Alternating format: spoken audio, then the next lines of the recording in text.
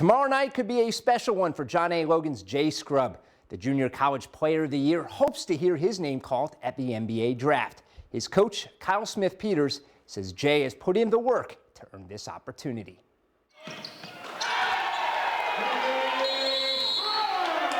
Been on the front line of watching him work and put in the time, the effort, the extra hours, and to see those, that eventually coming to the point of possibly paying off is just a lot of excitement, a lot of emotion that we're obviously looking forward to seeing his name called in the draft. Just not many kids get this opportunity. The NBA draft was originally going to be held at the Barclays Center in Brooklyn, New York. Due to COVID-19, it will now be conducted at ESPN's facilities in Bristol, Connecticut via video conferencing. Coach Smith-Peters was certainly going to be there, but now, like everyone else, he'll be watching on TV. Oh, absolutely, and that's, you got to be smart right now regardless of how excited you are. You can't let your emotions get the best of you, and we wanted to do something as a team and going to forfeit that opportunity just to have everybody stay in their apartments and be smart about it. But it still doesn't take away from the fact of it's about Jay, it's about the time, the work, the effort that he's put into it. We're going to still enjoy it and have the excitement regardless of us being together or not. Coach Smith-Peters has recently spoken with Jay about this whole process. So I had to ask, what's some of the advice that you've given him?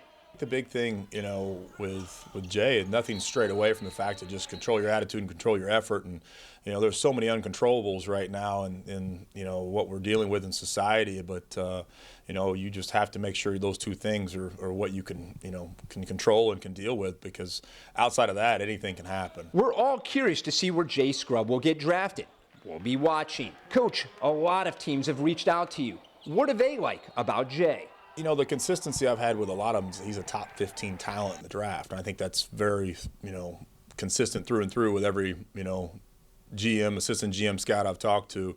It's just such a weird year with the inability for a lot of them to get to watch him work out in person until, as of recent, and everything being done over Zoom with the interviews. And I think the thing that's been, to me, most impressive being around Jay for the 2 years is just when you finally get that one-on-one sentiment of being around him and seeing how big his heart is and how much the guy does really care.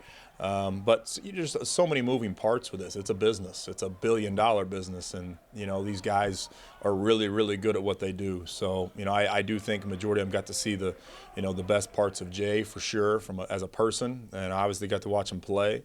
And so much of it's based on potential. I think there's different places that do different ways. But at the end of the day, it's just going to come down to, Jay putting in the work and putting in the time on his own game and, being able to, I think, fit in with how he wants, the franchise wants him to fit in. I think the thing that Jay's been very consistent with, he's willing to, pass water bottles, come off the bench, whatever it may be, just to be part of something special.